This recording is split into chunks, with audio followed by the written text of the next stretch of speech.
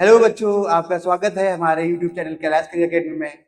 आपने पिछली वीडियो में जैसा देखा था कि हम लोगों ने पढ़ा था रिफ्लेक्शन ऑफ लाइट, तो उसी के आगे हमने कहा था आपसे नेक्स्ट वीडियो जो आएगा वो मिरर पे आएगा। आज हम टॉपिक पढ़ने जा रहे हैं, वो है आपका मिरर और image formations. Image formations by the mirrors देखेंगे और मिरर के टाइप्स देखेंगे कैसे होते हैं।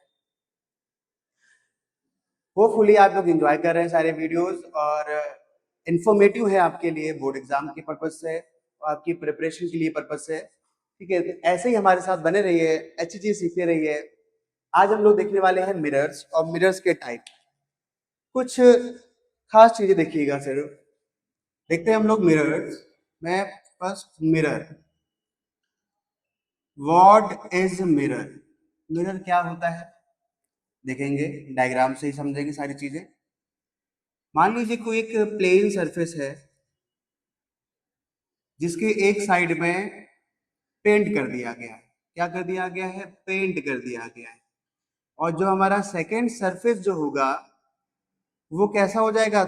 रिफ्लेक्टिंग हो जाएगा, यानी कि इस सरफेस से आने वाली लाइट रेज रिफ्लेक्ट होने लगेंगी।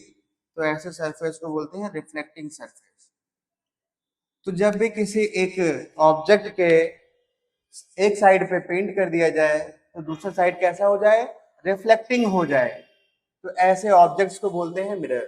मिरर्स का जो हमने बताया, यहाँ पे प्लेन सरफेस लिया है, आप प्लेन हो सकता है, कर्व हो सकता है, वो आगे हम लोग देखेंगे। सिंपल सी बात है, मिरर क्या होते हैं?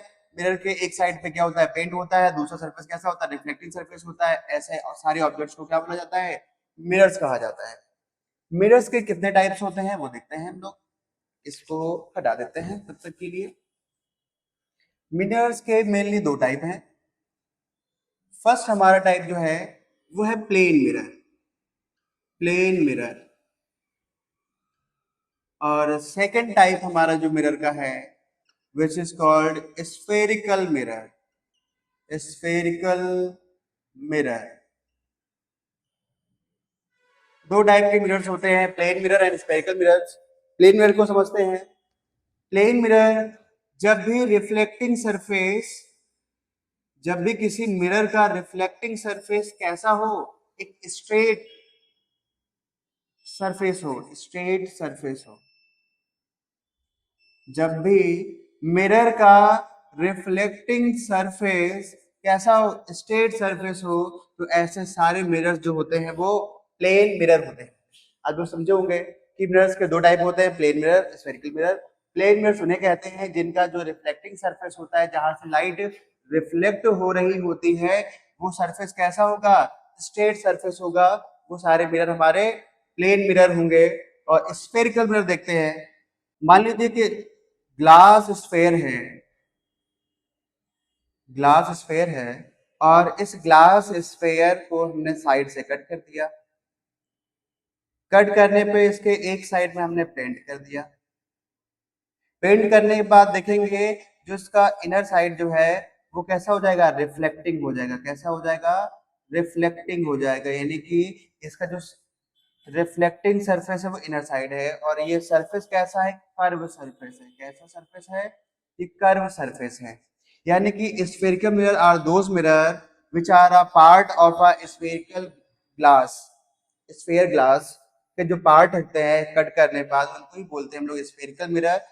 और ये शेप में कैसे होते हैं? कर्व होते हैं। इसी में हम लोग देखेंगे कि जो स्फेरिकल मिरर होते हैं ये भी आपके दो टाइप के होते हैं। स्फेरिकल मिरर दो टाइप के होते हैं। पहला है आपका कॉनकेव मिरर, कॉनकेव मिरर। और हमारा सेकंड टाइप है convex mirror, convex mirror.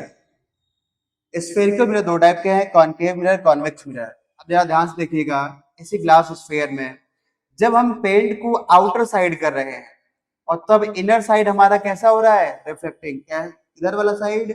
Inner side, inner surface कैसा हो रहा है? रिफ्लेक्टिंग हो रहा है। तो जब भी इनर साइड रिफ्लेक्टिंग होगा तो ऐसे मिरर को हम लोग कहते हैं कॉनकेव मिरर। तो हमारा जो मिरर होगा वो हो जाएगा कॉनकेव मिरर, कॉनकेव मिरर। और यही हमारा जो स्फेरिकल ग्लास है, इसको यदि हम इधर से काट के अंदर के साइड में, इनर साइड में यदि हम लोग पेंट कर दें तो जो आउटर सरफेस होगा, जो हमारा आउटर सरफेस होगा या आउटर साइड होगा, वो कैसा हो जाएगा, फिर रिफ्लेक्टिंग हो जाएगा। कैसा हो जाएगा? रिफ्लेक्टिंग हो जाएगा, रिफ्लेक्टिंग हो जाएगा, जिससे हमारा जो मिरर होगा वो हो जाएगा कॉन्वेक्स मिरर, कॉन्वेक्स मिरर। फिर से एक बार सुन लेंगे अच्छे से। स्फेरिकल मिरर्स क्या होते हैं? एक ग्लास स्फेयर के कटे हुए पार्ट्स होते हैं जिनका जो सरफेस होता है वो कर्व होता है। स्फेरिकल मिरर के दो टाइप होते हैं, concave mirror, convex mirror. Concave mirror कैसा होगा? तो जब भी आपका पेंट आउटर साइड और रिफ्लेक्टिंग सरफेस इनर साइड होगा, जब पेंट आउटर साइड और रिफ्लेक्टिंग सरफेस इनर साइड होगा तो हमारा कॉनकेव मिरर होगा, और जब भी पेंट इनर साइड और रिफ्लेक्टिंग सरफेस हमारा आउटर साइड होगा तो हमारा कॉन्वेक्स मिरर होगा। यानी कि यहाँ से दो मिरर बन के आते हैं स्फेरिकल मिरर से। पहला है कॉनकेव, कॉनकेव मिरर। जो हमारा कॉनकेव मिरर है वो देखने में कुछ हमारा ऐसा दिखाई पड़ेगा, इसको इंडिविजुअल बनाएंगे। और कॉन्वेक्स मिरर, कॉन्वेक्स मिरर जो होगा हमारा वो कुछ ऐसा दिखाई पड़ेगा जिसके इनर साइड पे पेंट होता है। तो हमारे दो मिरर यहाँ से आ जाएंगे जो हमारे लिए बहुत इंपॉर्टेंट होने वाले हैं, बहुत इंपॉर्टेंट है इमेज फॉर्मेशन के लिए। ठीक है, तो आगे देखेंगे इसमें कि कैसे हमारे ये कॉनकेव और कॉन्वेक्स मिरर के क्या पार्ट होते हैं, क्या इनकी कुछ डेफिनेशन है। फिर से एक बार मिरर देख लें। मिरर्स क्या होते हैं? ऐसे सरफेस होते हैं जिनके एक साइड में पेंट होता है और दूसरा साइड कैसा होता है? रिफ्लेक्टिंग होता है, वो हमारे मिरर होते हैं। मिरर के हमारे दो टाइप हैं, प्लेन मिरर है, दूसरा स्फेरिकल मिरर है। प्लेन मिरर में जो रिफ्लेक्टिंग सरफेस होगा वो कैसा होगा? स्ट्रेट होता है। और स्फेरिकल मिरर क्या होते हैं? ऐसे मिरर्स जो किसी ग्लास के हॉलो स्फेयर के कटे हुए पार्ट्स होते हैं, जिससे हम यहाँ पे देखेंगे हमारे स्फेरिकल मिरर के दो टाइप्स बनेंगे। पहला है कॉनकेव मिरर, दूसरा है कॉन्वेक्स मिरर। कॉनकेव मिरर किन्हें कहेंगे? कॉनकेव मिरर वो मिरर्स होते हैं जिनके आउटर साइड पे पेंट होता है पर इनर साइड हमारा कैसा होगा? रिफ्लेक्टिंग होगा, वो हमारे कॉनकेव मिरर होंगे। उसी ग्लास स्फेयर में जब देखेंगे कि इनर साइड पे पेंट है पर आउटर साइड जो है हमारा वो रिफ्लेक्टिंग है, तो वो सारे मिरर्स हमारे कॉन्वेक्स मिरर कहे जाएंगे। ये हमारे टाइप्स हो गए। यहाँ पे देख लेंगे इंडिविजुअल बनाएंगे इनके। तो कॉनकेव मिरर कुछ हमारा इस तरह से दिखता है, जैसे आप देखोगे एक चम्मच का अंदर का साइड दिखता है, और हमारा कॉन्वेक्स मिरर जैसे हम लोग चम्मच की दूसरी तरफ देखते हैं उस तरह दिखाई पड़ता है। इसके आगे हम लोग देखने जा रहे हैं कि some important definition, some important definitions देखेंगे, डायग्राम से समझेंगे which are good for you. जैसे मान लीजिए कोई एक मिरर बना लिया हमने, कॉन्वेक्स कॉनकेव ले लिया, कॉन्वेक्स का कोई कॉनकेव ले लिया है और इस तरह से हम उसमें पेंट कर दे रहे हैं आउटर साइड पे, तो हमारा कॉनकेव हो गया। और अब देखेंगे कि जो हमारा ये सरफेस होता है ये किसका पार्ट था? एक ग्लास स्फेयर का पार्ट था, जिसको हम वैसे डॉट में बना देते हैं, आप समझिएगा बस कि हमारे ये ग्लास स्फेयर था, उसका ही छोटा सा पार्ट था। तो ग्लास स्फेयर था, उसका कोई सेंटर भी होगा, ठीक है। तो इस पूरे स्फेयर का जो सेंटर है, इस मिरर के लिए, इस पर्टिकुलर मिरर के लिए वो आपका सेंटर ऑफ कर्वेचर हो जाएगा। क्या बोलेंगे आप? Centre of curvature, centre of curvature. यानी ग्लास स्फेयर का जो सेंटर होगा which is also called centre of curvature of the mirror. अब ध्यान दें, मिरर का जो मिड पॉइंट होता है, मिरर के सरफेस का जो मिड पॉइंट होता है उसको हम लोग बोलते हैं पोल, डिनोटेड बाय पी, इसको बोलते हैं पोल। सेंटर ऑफ कर्वेचर और पोल से पास होने वाली जो लाइन है, यानी कि जो आपको स्ट्रेट लाइन दिख रही है which is passing through centre of curvature and pole, इस स्ट्रेट लाइन को बोलते हैं प्रिंसिपल एक्सिस। क्या बोलेंगे? प्रिंसिपल एक्सिस, प्रिंसिपल एक्सिस बोलते हैं। आगे देखेंगे, सेंटर ऑफ कर्वेचर से पोल तक का जो डिस्टेंस होता है which is called radius of curvature. क्या बोलेंगे इसको? Radius of curvature. Radius of curvature. अब देखेंगे कि सेंटर ऑफ कर्वेचर और पोल के एक मिड पॉइंट पे होता है आपका प्रिंसिपल फोकस। इसको पता करने के लिए हमारा एक और तरीका है कि जब भी कोई लाइट रेज, मान लीजिए नीचे से ले लेते हैं, कोई लाइट रेज प्रिंसिपल एक्सिस के पैरेलल आ रही, जब भी कोई लाइट रेज जो है, ये लाइट रे है और ये प्रिंसिपल एक्सिस के क्या हो जाए, पैरेलल हो, तो रिफ्लेक्ट होने के बाद ये हमेशा एक ही पॉइंट से पास होती है, which is called principal focus और फोकस। इस पॉइंट को बोलेंगे फोकस। और पोल और फोकस के बीच का जो डिस्टेंस होता है उसको बोलते हैं फोकल लेंथ। क्या बोले, फोकल लेंथ। आपको बोलेंगे इसका, ये होगा जो स्मॉल एफ है, ये है focal length between pole and focus. फिर से एक बार रिपीट करते हैं। मान लीजिए एक हमारा ये कॉनकेव मिरर है और इस मिरर में देखेंगे, इस मिरर, ये जो मिरर है ये किसी एक गोले का पार्ट है, किसी एक स्फेयर का पार्ट है, जिसका सेंटर जो है इस मिरर के लिए सेंटर ऑफ कर्वेचर होगा। मिरर के मिड पॉइंट को, सरफेस के मिड पॉइंट को हम लोग पोल कहते हैं। सेंटर ऑफ कर्वेचर और पोल से पास होने वाली लाइन को हम लोग प्रिंसिपल एक्सिस कहते हैं। प्रिंसिपल एक्सिस पे एक पॉइंट होता है एफ या फोकस, जहां जब भी कोई लाइट रे प्रिंसिपल एक्सिस के पैरेलल आती है तो रिफ्लेक्ट होकर हमेशा फोकस से पास होती है, यानी कि आपका ये वाला पॉइंट फोकस होगा। डिस्टेंस देखेंगे, सेंटर ऑफ कर्वेचर से पोल तक का जो डिस्टेंस होता है उसको रेडियस ऑफ कर्वेचर कहते हैं। फोकस से पोल तक का जो डिस्टेंस होता है उसको फोकल लेंथ कहते हैं।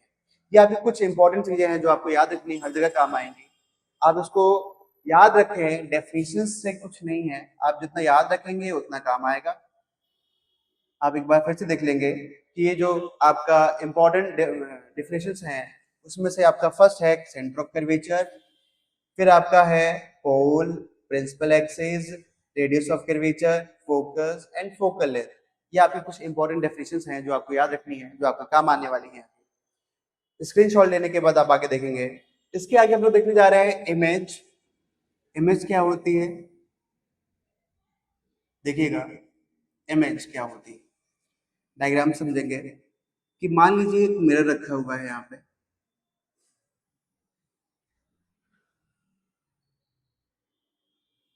यहाँ पे एक मिरर रखा हुआ है और इस मिरर के सामने एक कोई भी ऑब्जेक्ट या मान लो कोई पर्सन खड़ा हुआ है यहाँ पे। तो जब भी ये मिरर के सामने खड़ा होगा तो इसके जैसा एक क्या होगा, शेप अपीयर होगा इस मिरर के अंदर। तो ये आपका मान लीजिए ऑब्जेक्ट है और जब भी ये किसी मिरर के फ्रंट में रखा जाएगा, इन फ्रंट ऑफ मिरर रखा जाएगा, तो इस मिरर में इस ऑब्जेक्ट की एक स्ट्रक्चर बन जाएगा, स्ट्रक्चर या शेप बन दिखेगा इसमें, या शेप दिखाई पड़ेगा। यानी कि जब भी किसी ऑब्जेक्ट को मिरर के सामने रखा जाता है, इन फ्रंट ऑफ मिरर रखा जाता है, तो उस मिरर में एक शेप अपीयर होता है उस पर्टिकुलर ऑब्जेक्ट का जो दिख रहा होगा उसमें। उस शेप को ही क्या बोलते हैं, इमेज कहा जाएगा। क्या बोलेंगे उसको, ऑब्जेक्ट की इमेज। किसमें दिख रही थी, मिरर में दिख रही थी।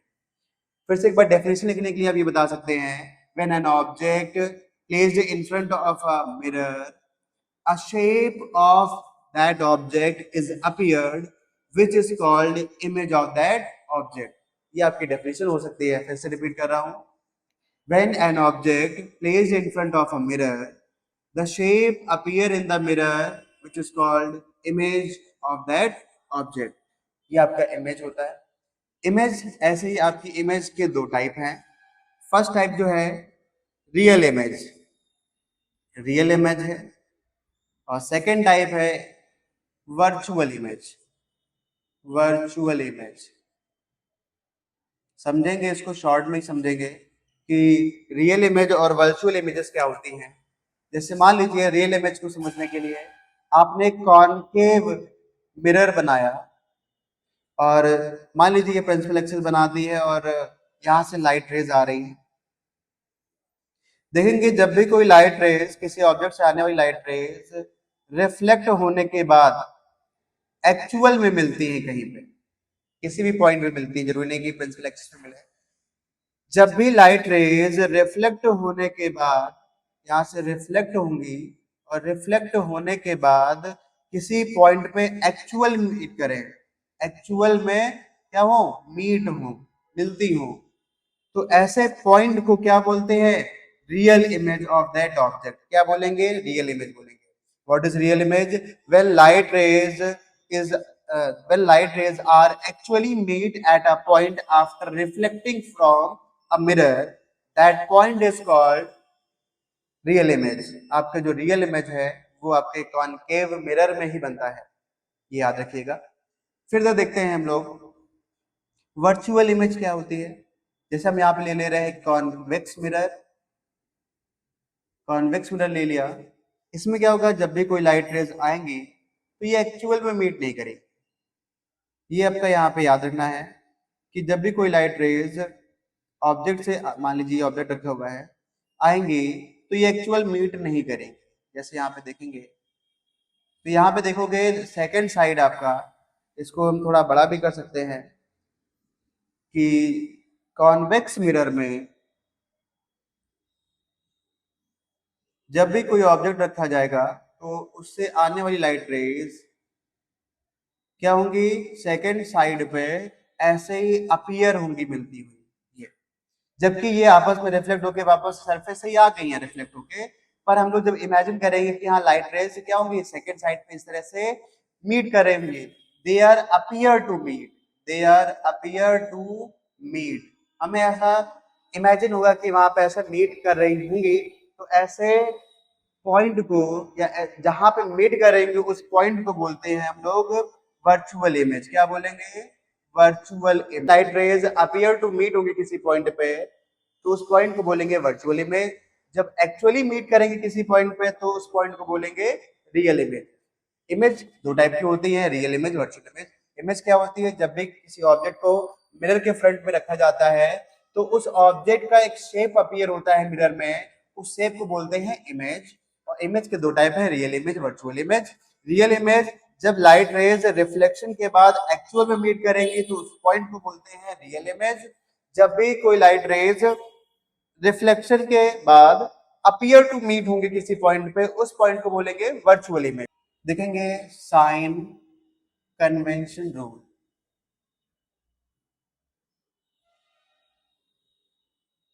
देखिएगा, जैसे आप जानते हैं क्वाड्रेट, आपने कोऑर्डिनेट ज्योमेट्री पढ़ी थी। कोऑर्डिनेट ज्योमेट्री में ये एक्स एक्सिस होता है, ये वाई एक्सिस होता है, इधर पे आपका एक्स डैश एक्सिस होता है, इधर आपका वाई डैश, यहाँ पे आपका ओरिजिन है।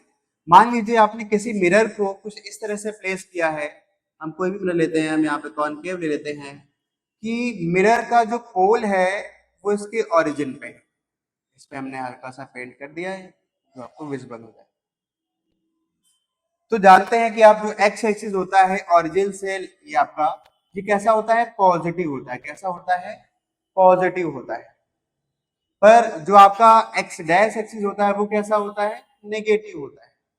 ऐसे ही आपका जो ओरिजिन से वाई एक्सिस होता है वो पॉजिटिव होता है, ओरिजिन से वाई डैश एक्सिस नेगेटिव होता है। तो यहाँ पे मिरर के लिए भी यूज करेंगे कि जो आपका मिरर का पोल है, पोल से जो लेफ्ट साइड, इसको लेफ्ट वाले या इसको राइट लिखते हैं, पोल के राइट साइड में जितनी भी डिस्टेंस होंगी वो कैसी ली जाएंगी, पॉजिटिव ली जाएंगी। पोल से लेफ्ट साइड में, लेफ्ट साइड पे जितनी भी डिस्टेंस मेजर्ड होंगी वो कैसी होंगी, नेगेटिव मेजर होंगी। और पोल या प्रिंसिपल एक्सिस के अपवर्ड, ऊपर की तरफ अपवर्ड जितनी डिस्टेंस मेजर होंगी वो कैसी होंगी, पॉजिटिव होंगी। और जितनी भी डिस्टेंस आपकी डाउनवर्ड, प्रिंसिपल एक्सिस के डाउनवर्ड मेजर होंगी वो सारी कैसी होंगी, नेगेटिव होंगी। तो आप यहां से एकदम सिंपल समझ सकते हैं कि किसी भी मिरर के पोल से राइट साइड की जो डिस्टेंस है, जो डिस्टेंस होंगी विच इज मेजर्ड पॉजिटिव, और लेफ्ट साइड की डिस्टेंस नेगेटिव मेजर्ड होंगी। प्रिंसिपल एक्सिस के अपवर्ड सारी डिस्टेंस पॉजिटिव होंगी और प्रिंसिपल एक्सिस के डाउनवर्ड सारी डिस्टेंस कैसी होंगी, नेगेटिव होंगी। आप इस छोटे से ग्राफ से सारे जितने भी रूल्स हैं याद रख सकते हैं। आप नेगेटिव पॉजिटिव साइंस लगा सकते हैं। जो भी डिस्टेंस होंगी, यानी ऑब्जेक्ट कहाँ पे रखा है, इमेज कहाँ पे फॉर्म हो रही है, या फिर फोकल लेंथ कहाँ तक की है और कैसी होगी, या रेडियस ऑफ कर्वेचर कैसा होगा, ये हम लोग आगे से में देखने वाले हैं। Rules of image formation, rules of image formation, image formation basic से 4 रूल्स हैं, यानी 4 रूल्स हैं आपके, जो आपको सिंपली समझने हैं। बस ज्यादा इसमें फोकस नहीं करना है, प्रैक्टिस से ही आएंगे, आपको रूल समझने हैं। चलिए पहले फर्स्ट देख लेते हैं, डायग्राम से ही देखेंगे, छोटे छोटे डायग्राम बनाते हैं आपके लिए।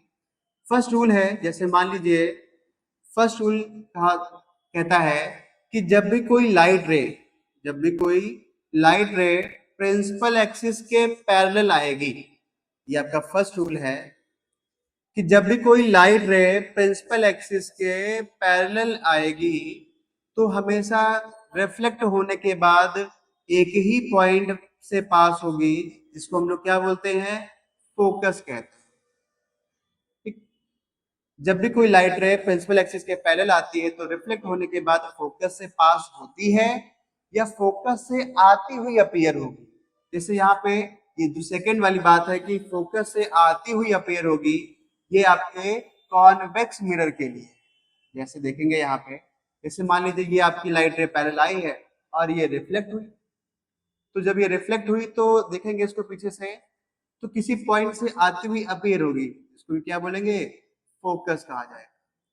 यानी कि फर्स्ट रूल आपका सिंपल सा है, जब भी कोई लाइट रे, जब भी कोई आपकी लाइट रे प्रिंसिपल एक्सिस के पैरेलल आएगी तो रिफ्लेक्ट होने के बाद फोकस से पास होगी या फोकस से आती हुई अपीयर होगी। ये आपका फर्स्ट रूल है, बहुत ही सिंपल वर्ड में आप इसको लिख भी सकते हैं। सेकंड रूल, सेकंड रूल क्या कहता है बेटा कि जो आपका सेंटर ऑफ कर्वेचर है, आपका सेंटर ऑफ कर्वेचर है, सेंटर ऑफ कर्वेचर से पास होने वाली जो लाइट रेज होती है, जैसे मान लीजिए हमने ये बना दिया सेंटर ऑफ कर्वेचर और आपने ये लाइट रे ऐसे बना, ठीक। तो सेंटर ऑफ कर्वेचर से पास होने वाली, या हम कॉन्वेक्स के लिए देखेंगे सेंटर ऑफ कर्वेचर के टुवर्ड जाने वाली, सेंटर ऑफ कर्वेचर के टुवर्ड जाने वाली light rays, centre of curvature से पास होने वाली या सेंटर ऑफ कर्वेचर के टुवर्ड जाने वाली लाइट रेज जो है वो हमेशा क्या होंगी, रिफ्लेक्ट होने के बाद सेम पाथ पर, रिफ्लेक्ट होने के बाद सेम पाथ पे वापस आ जाती है। ऐसा क्यों होता है कि जब भी कोई लाइट रे फॉल होती है passing through the centre of curvature तो वो सरफेस के एकदम परपेंडिकुलर गिरती है, एकदम परपेंडिकुलर होगी सरफेस के। इसकी वजह से यहाँ पे लाइट रेज 90 पे आई तो 90 पे ही वापस रिफ्लेक्ट हो जाएगी, यानी कि जिस एंगल पे आई उसी एंगल पे रिफ्लेक्ट हो जाएगी। इस वजह से ये जिस पाथ से आती है उसी पाथ में वापस लौट जाती है। ये आपका सेकंड रूल है कि जब भी कोई लाइट रे सेंटर ऑफ कर्वेचर से पास हो या सेंटर ऑफ कर्वेचर की तरफ जा रही हो तो रिफ्लेक्ट होने के बाद सेम पाथ पे वापस आ जाती है, रिफ्लेक्ट होने के बाद सेम पाथ पे वापस आ जाती है। ये आपका सेकंड रूल है। थर्ड रूल, मान लीजिए कि आपका कॉनकेव मिरर है और इधर आपका कॉन्वेक्स मिरर, कॉन्वेक्स मिरर है, इसका ये प्रिंसिपल एक्सिस है और इसका ये प्रिंसिपल एक्सिस है। देखिएगा जब भी कोई लाइट रे फोकल लेंथ, सॉरी फोकस, जब भी कोई लाइट रे फोकस से पास हो रही हो या फिर टूवर्ड द फोकस जा रही हो, टूवर्ड द फोकस जा रही हो, देखिए फिर से, जब भी कोई लाइट रे फोकस से पास हो रही हो या टूवर्ड द फोकस जा रही हो तो रिफ्लेक्ट होने के बाद ये प्रिंसिपल एक्सिस के पैरेलल हो जाएगी।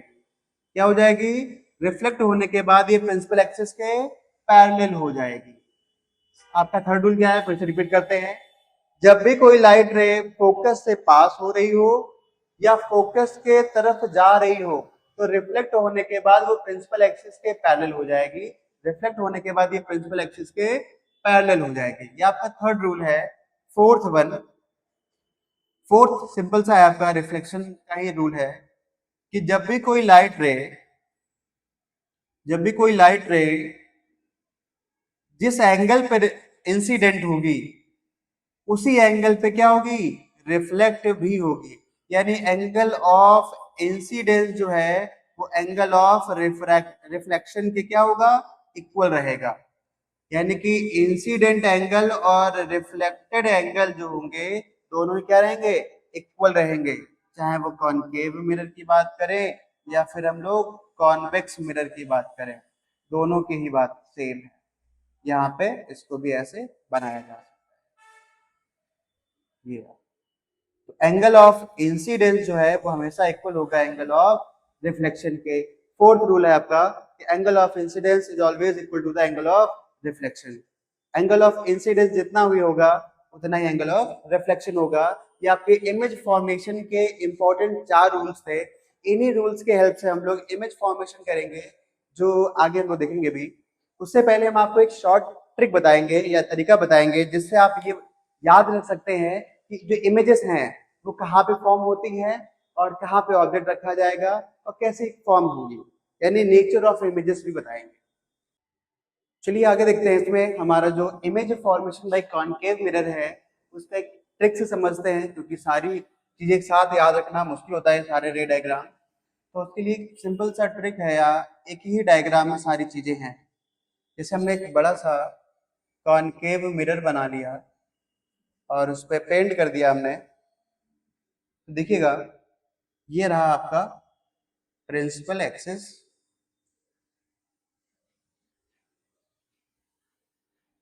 ये आपका रहा पोल, ये है आपका फोकस, और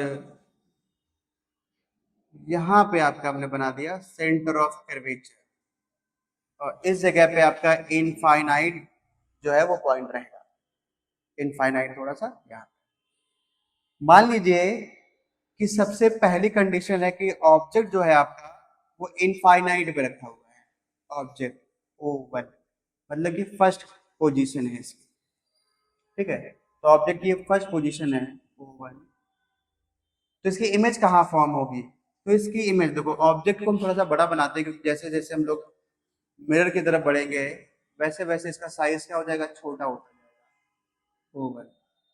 तो इसकी इमेज बनेगी बहुत छोटी सी इमेज बनेगी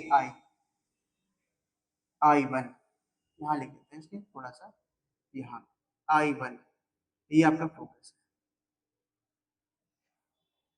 फिर ऑब्जेक्ट इनफाइनाइट और सेंटर ऑफ कर्वेचर के बीच जब रखा होगा, इसको हम लोग ऐसे करके थोड़ा सा छोटा हो जाएगा थोड़ा सा, तो इसकी इमेज बनती है सेंटर ऑफ कर्वेचर और फोकस के बीच में इस तरह से थोड़ी सी बड़ी, I2 पोजीशन है, ये आपका ऑब्जेक्ट O2।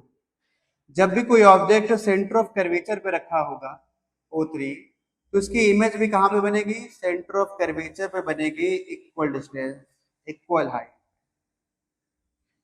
जब भी आपसे कहा जाएगा कि जो ऑब्जेक्ट है वो आपका सेंटर ऑफ कर्वेचर और फोकस के बीच में रखा होगा, ऑब्जेक्ट की पोजीशन नंबर 4, तो इसका इमेज जो है वो बनेगी सेंटर ऑफ कर्वेचर और इनफाइनाइट के बीच में, पोजीशन नंबर 4। यदि ऑब्जेक्ट आपसे कहा जाएगा कि फोकस पे रखा हुआ है O5, तो इसकी जो इमेज है वो इनफाइनाइट पे बनेगी, which is very large in size, I5 position.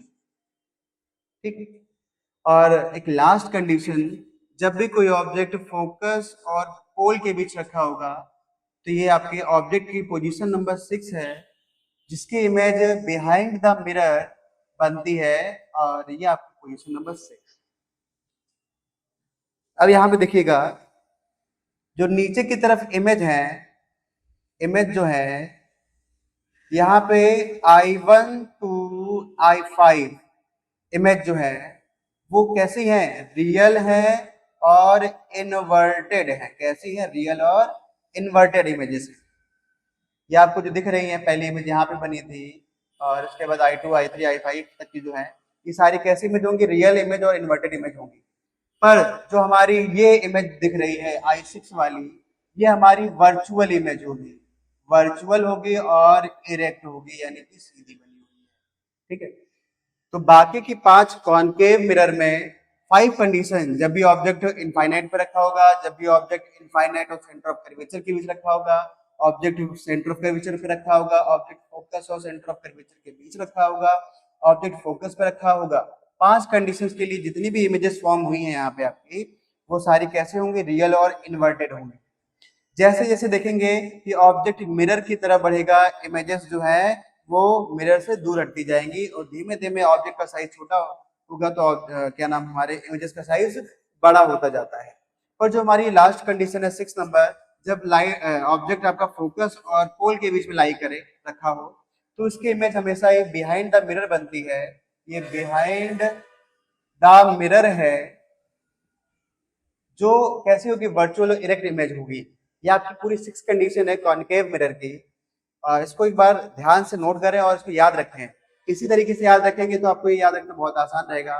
बाकी इंडिविजुअल आपकी 6 इमेज फॉर्मेशन होती हैं, उसमें भी सारी चीजें आपकी लिखी जाती है, वो आपको अलग अलग बताई जाती है। देखेंगे जो image formation by convex mirror है, इसे भी हम लोग ऐसे ही डायग्राम बना के याद रखने की कोशिश करेंगे। जैसे मान लीजिए ये हमारा कॉन्वेक्स मिरर हो गया, बना लेते हैं फटाक से। और ये आपका प्रिंसिपल एक्सिस। तो कॉन्वेक्स मिरर में बहुत ही एक इजी तरीका है कि जब भी कोई ऑब्जेक्ट इनफाइनाइट पे रखा होगा, जब भी ऑब्जेक्ट आपका इनफाइनाइट पे रखा होगा, तो सिंपल सा एक आपको बात याद रखनी है। सिंपल सी बात है कि इमेज जो है वो कहाँ पे बनेगी, फोकस पे बनेगी। आपकी इमेज जो है वो फोकस पे बनेगी I1, और ऑब्जेक्ट भी ऊपर की तरफ रखा है, इमेज भी ऊपर की तरफ बनेगी। अच्छा, और जब भी कोई इमेज इस पूरे यानी कि यहाँ पोल से इनफाइनाइट के बीच में कहीं पे रखी जाए ऑब्जेक्ट, सेकेंड पोजीशन कहीं पे भी, तो इसकी इमेज हमेशा ही इसके पोल और फोकस के बिटवीन ही बनती है। ये आपके लिए इंपॉर्टेंट चीज है कि 2 कंडीशंस होते हैं इसमें। जब ऑब्जेक्ट कहाँ पे रखा हो, इनफाइनाइट पे लाई हो रखा हो, तो उसकी इमेज कहाँ बनेगी, फोकस पे बनेगी। जब भी ऑब्जेक्ट पोल और इनफाइनाइट के बीच किसी भी पॉइंट पे रख दिया जाए, तो उस ऑब्जेक्ट की इमेज कहाँ बनेगी, पोल और फोकस पे बनेगी। ऊपर की तरफ बन रही है तो ये आपकी वर्चुअल और इरेक्ट इमेजेस होंगी। वर्चुअल इरेक्ट इमेजेस होंगी, हमेशा कैसे होंगी, स्मॉलर देन ऑब्जेक्ट होंगी, स्मॉलर देन ऑब्जेक्ट होंगी। कभी भी ऑब्जेक्ट से बड़ी नहीं बन सकती, छोटी ही बनेगी। ये बहुत सिंपल सा था कॉन्वेक्स मिरर का। 2 कंडीशन थी, इनफाइनाइट की फोकस पे, और बाकी कहीं पे भी रखने पे ऑब्जेक्ट को उसकी इमेज कहाँ बनेगी, फोकस और पोल के बीच में बनेगी। इमेज कैसे बनेगी, वर्चुअल इरेक्ट बनेगी और हमेशा स्मॉलर देन ऑब्जेक्ट बनेगी। इसमें आपके ये दोनों ही मिरर के कॉनकेव और कॉन्वेक्स के इमेज फॉर्मेशन हो गए। आप इसको अच्छे से याद रखिए, याद करिए। जो आपके इंपॉर्टेंट बोर्ड एग्जाम के लिए हो सकते हैं, इमेज फॉर्मेशंस भी आते हैं, इमेज फॉर्मेशंस रे डायग्राम भी आपको हम बताएंगे। अभी तक के लिए आपका यहाँ तक खत्म होता है। अगले वीडियो में हम लोग देखेंगे इमेज फॉर्मेशन बाय कॉनकेव और कॉन्वेक्स मिरर, जो रे डायग्राम्स हैं उनसे पढ़ेंगे। तब तक के लिए वीडियो को देखते रहिए और चैनल को सब्सक्राइब करिए, शेयर करें अपने दोस्तों के साथ में, जिससे ज्यादा से ज्यादा लोगों तक ये हमारी वीडियो पहुंच सके। तब तक के लिए बने रहिए, धन्यवाद।